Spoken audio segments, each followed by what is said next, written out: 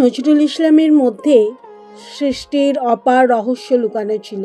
কারণ তিনি তার কবিতা ও সৃষ্টির মাধ্যমে একদিকে যেমন বিদ্রোহের মাধ্যমে অন্যায় অবিচারের বিরুদ্ধে আওয়াজ তুলেছেন, তেমনি অন্যদিকে প্রেম ও সৌন্দর্যের প্রতি গভীর অনুরাগ প্রকাশ করেছেন। তার সৃষ্টিকর্মের মধ্যে মানবজাতির আশা, আকাঙ্ক্ষা, প্রেম এবং আধ্যাত্মিকতার মতো বিষয়গুলি এক মহৎ রহস্যের সৃষ্টি করেছে।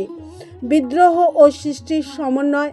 নজরুল শুধু বিদ্রোহী কবিই ছিলেন না, তিনি ছিলেন প্রেমের কবিও। তার সৃষ্টির মধ্যে একদিকে যেমন বিদ্রোহী কবিতার মতো শক্তি ও বিদ্রোহের প্রকাশ ঘটেছে, তেমনি অন্যদিকে সৃষ্টি সুখের উল্লাসের মতো আনন্দ ও সৃষ্টির প্রতিচ্ছবিও দেখা যায়। সৌন্দর্যের প্রতি মুগ্ধতা। তিনি প্রকৃতির অপার সৌন্দর্য, বিশেষ করে নারীর সৌন্দর্যে মুগ্ধ ছিলেন এবং তার কবিতায় এর অপূর্ব চিত্রায়ন দেখা যায়।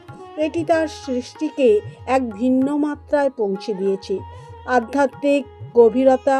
তার লেখায় আধ্যাত্মিকতার এক বিশেষ দিক লক্ষ্য করা যায়, যা তার সৃষ্টির রহস্যময় দিককে আরও বাড়িয়ে তোলে। আত্মা ও অস্তিত্বের গভীর প্রশ্নগুলি তার কবিতায় এক নতুন দিগন্ত উন্মোচন করে। মানবতার প্রতি দায়বদ্ধতা।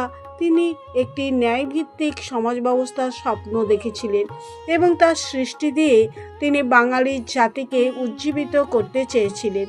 তার এই মানবতাবাদী দৃষ্টিভঙ্গিও সৃষ্টির এক গভীর রহস্যের প্রকাশ।